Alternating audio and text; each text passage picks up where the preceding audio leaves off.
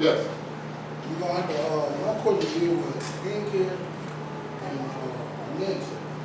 We're going to go to Holy Tablet, chapter 1, Right here. chapter 2, What page you got? What page? 21 in the revised. What page you got? Page 21 in the revised. Chapter 1, chapter 2, verse 95. It's talking about Anu in his garden and he hated children he got. And we never talk about Nancy mama.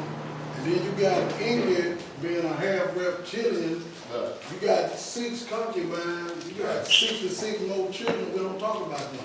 Right. And I'm trying to see is it dealing with ranks because Ingrid had leadership. He was a half reptilian. Once, Anu came down 500,000 years ago, and he bred, so, he ended up being a choice. So I'm trying to see, was he like the only reptilian out of all of those, 6 He's the only one. Because remember, he had to have that coalition on Earth. The problem was here, Tiamat. Because Tiamat and them felt an aggressive when they seen these Anunnakis coming for gold. So in the Bible, they call it the gold of heaven. So now let's walk through it.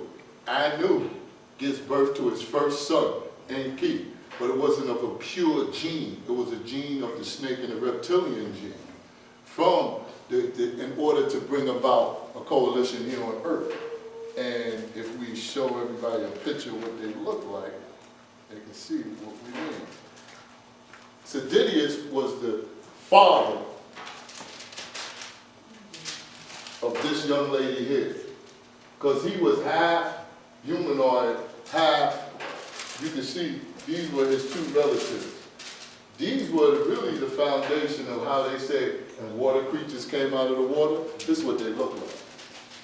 When a protozoa broke off into a metazoa, and it started stretching out the skeletons and everything coming out the water, it looked like from him to these couple of guys.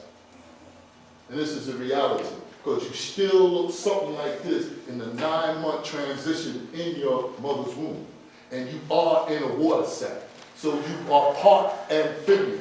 It's just that you're an amphibian who doesn't have the solidified form or that hard, pressurized weight of water breathing in. Now you have it in what we call the atmosphere where it's less thin. Because every time you breathe in air, oxygen, when it gets to your lungs, it turns into water. Because it's still water. You're just breathing in water on a less densified form. So with that, there was going to be a war here, because they was like, why are they coming here? They came here to mine the gold. So Anu had to make a truce by marrying him, right? In order to give birth to Enki. But Enlil's mother was there from risk with him, and so was Ninti. Now the other one that came from another portion of this planet Earth, which a lot of people don't talk about, is who? Think about who else was born here you don't talk about. Because this person had to go inside. When we was talking about Agratai Shambhala, she had to go inside the earth to rule. And is that Aristotle? Come on. Aristotle. Aristotle had to, and that too was because Anu said, that's my daughter. And who did he send for his daughter? Because she liked Nergal. See that? I'm trying to get your answer because some of y'all deep. Whoever's here for the first time, I'm going to get to you. These are deep people. So what happens is, when you go down the line, Anu had a brother, Allahu. And Allahu was in that family line, and some of Allahu's family line over there, he married into that family by way of Allahu's wife. That's how he got Ninti in there. He married on the side of Allahu's wife as well. Then you start getting into how they ventured out, and he had other consorts throughout the universe, because remember, his 2 parents also gave birth to the other, like on the planet Uranus and the planet Neptune. And he took 6 between them 2 planets, 3 on 3, because his mother and father ruled as Anshar and Kishar. And then the family grew without the solar system. That's why when people say that the Nibiru's coming, the wormwood is just coming to Earth, that's a lie. They've seeded all the planets. So they just don't come in the solar system for this planet. They go throughout all of the planets. And being that we don't call them, we didn't grow up calling them Anunnaki, what do we grow up calling them? Angels. And then we started diversifying the angels and start calling them gods and devils. The ones that were ugly, like the ones I just showed you, was the devils, and the pretty ones was the gods. And that's how we created this sensation of beings being gods and devils. The one that will come down and be mad with you, you called him the bad guy. Everybody that you didn't like, you called the bad guy. Like Lucifer. Lucifer became a bad guy. He's a man, but they got him as a spirit. They got him as a devil. When Lucifer and the devil is two different people. And they got it all confused. But these are the family traits of them. Remember, Anu had to take with Sedith's wife, and then he gives birth. But he also took of the family line of his brother. And he took of the family line of Anshan and Kishon. Now what's going to be complicated for you, maybe we'll do one day. These names are mentioned in the Holy Tablets, you just got to dig for them. Because you did run across Allahu. And then there's other brothers and sisters. Okay?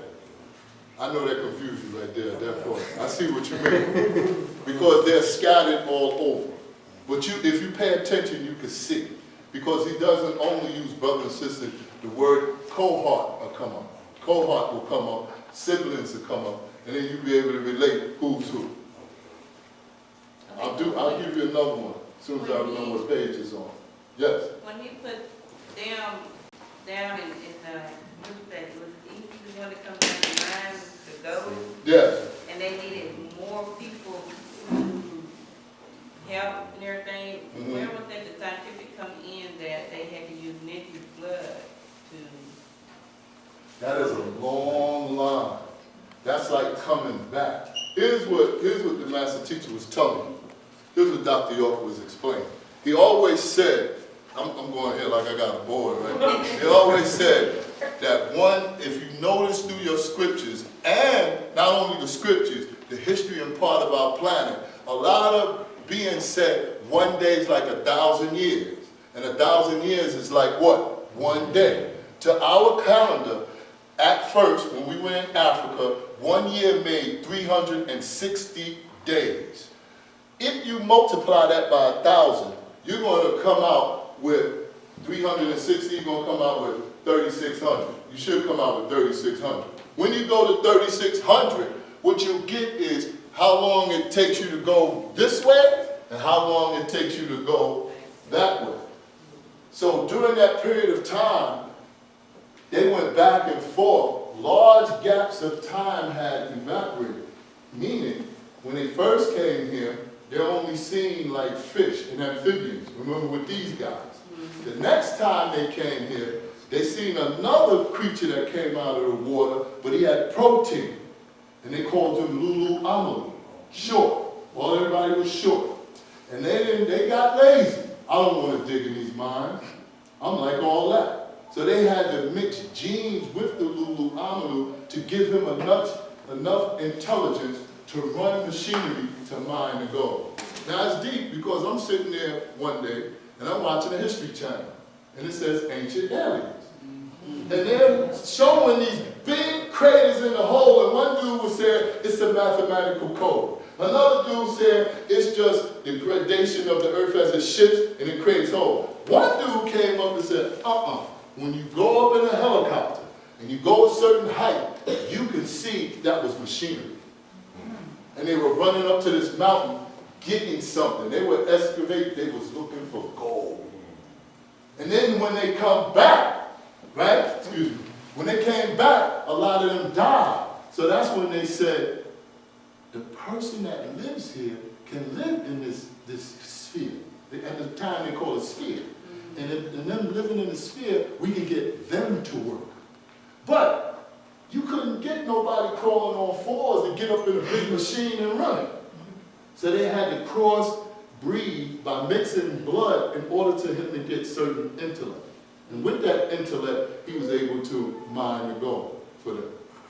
That's why they say there's a jump in evolution, and that's why you read in the Holy Tablets, and you get into Zechariah Stitching, and you get into other writings where they tell you how there was an experiments being done. They even saying it throughout science every day. Why did they come here? They came here to get resources. What did they leave? They left intellect, which may have messed us up. Because it was a jump in evolution.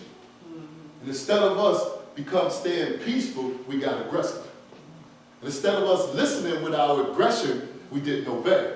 And when we didn't obey, we started giving birth to creatures who was the same as us, had more aggression than we did, which roams the planet today. So had we went by where we were developing from that Lulu Amalu or that Homo erectus or Homo genesis, and we went step by step, it would have been a little different. But when we got that intellect, we got besides ourselves. Yeah, and that's the reality of it. It may have jump-started us too quick, too fast. And now a person will ask, like a person will ask Tavio, he don't know it yet, but I'm warning him. Somebody gonna write him and ask him about how could you do that? Was it like test tube? Was it? No. It's as simple as this. If everybody looks at their hand, look at your hand. If you look at your hand, the back of your hand, right? If you look at your hand, it's like codes on your hand. It's like squares connected. Lines are connected. You see the lines are connected? These ancestors of yours have the ability with a laser to peel back each portion of the code that's in your hand. And when they take the code within their hand, by way of chemistry, alchemy, they take the code out.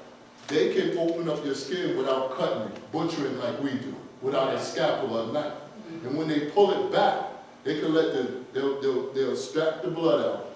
And they will put in certain blood in your veins and just fold it back. That's how easy it is. With a laser. Fold it back with a laser, you won't have a mark or anything. So what happens is, this is the process they did it, and then allowed this being to get to adulthood. Already had another one, they did the same thing too, male and female, and then watched the children grow, and then the children had the intellect. The children knew how to use a thumb. Because sometimes you can't use your thumb like you really want to. And able to use your fingers. And then was giving them the knowledge of how to read. All that took place. And then after that, they said, well, we got our goal. We left them with intellect. And we left them with part of the sciences of the universe. And the only tribe that retained that, because when they helped the Namos, were the Dogons. And that's why the Dogons had the science of the universe. They had all the sciences of the universe within their tribe today. They mark them with colors and signs and dots and all that stuff. Like, if you look at your head, here's the sciences they have. If you look at your head, right? Well, you know in your head, you ever see that spiral? Yeah, and someone got the You ever see line that back spiral? there, the circle one. Now, if you ever listen to, like, if you're religious and you hear Jesus say, me and my Father are one. When you see me, you see the Father. If you talk to Nawabians, you'll find out how Nawabians will tell you, I am in the all, and the all is in me. I am one with the all, and the all was within me. I am a part of the all, correct? I can't do nothing without the all, because the all is in me. What they were telling you was this here.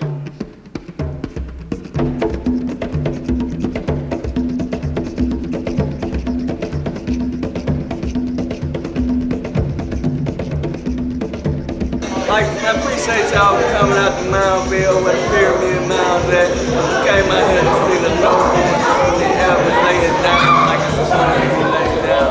We'll see y'all next time, 2011. Alright, once again, this December the 5th, 2010, we did another one of these Moundville special trying to get it together, and pretty much, we handle our business, trying to keep it, straight with the elders. So, peace out, and y'all